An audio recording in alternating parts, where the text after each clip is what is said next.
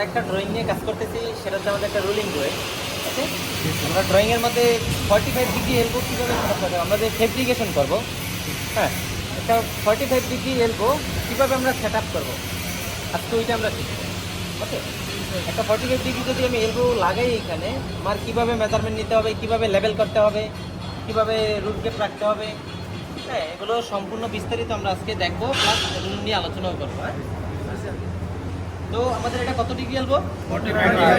45 degree elbow. Okay, 45 degree elbow আমি এই পাইপের মধ্যে লাগাবো, 100% accurate measurement plus level right. Okay, দেখো আমরা প্রথমে আমাদের পাইপটা চেক করে নিব আমাদের এটা লেভেল আছে কিনা। ওকে, দেখো আমাদের এটা প্রপারলি লেভেল আছে। তো এবার আমরা 45 ডিগ্রি এলবো লাগাবো। হ্যান্ড গ্লোভস আছে কার কাছে? ধরো, আমরা এতদিন পাইপ ফেব্রিকেশন করছি, পাইপ ইরেকশন করছি, পাইপের সকল থিওরি সম্পর্কে জানছি।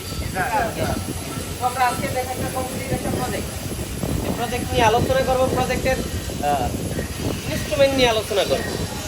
ওকে, ইনস্ট্রুমেন্টগুলো আসলে কি, আমাদের বাল্ব হইতে পারে, প্রেসার গেজ হইতে পারে, টেম্পারেচার গেজ হইতে পারে, ফ্লো মিটার হইতে পারে, হ্যাঁ, লেভেল ট্রান্সমিটার হইতে পারে, এগুলো হচ্ছে আমাদের ইনস্ট্রুমেন্ট।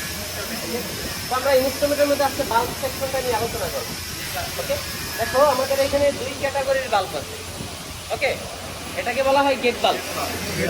ওকে, এটাকে বলা হয় গেট বাল্ব, আর এটাকে বলা হয় বাটারফ্লাই বাল্ব।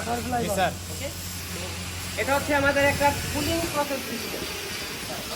এটাকে আমরা কুলিং ওয়াটার ট্রান্সফার করবো।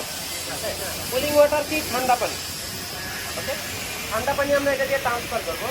তো দেখো আমরা এখানে একটা ওয়েফার টাইপ বাটারফ্লাই বাল্ব লাগাইছি। ওকে, এটার দুই পাশে রাবার আছে, এটার জন্য আমাদের আলাদা কোনো গ্যাসকেট ইউজ করতে হয় না। কিন্তু দেখো এখানে আমরা একটা গেট বাল্ব ব্যবহার করছি। হ্যাঁ, এই গেট বাল্বের জন্য আমাদের কি করতে হবে? দুই প্লান্সের মাঝখানে গ্যাসকেট ব্যবহার করতে হবে।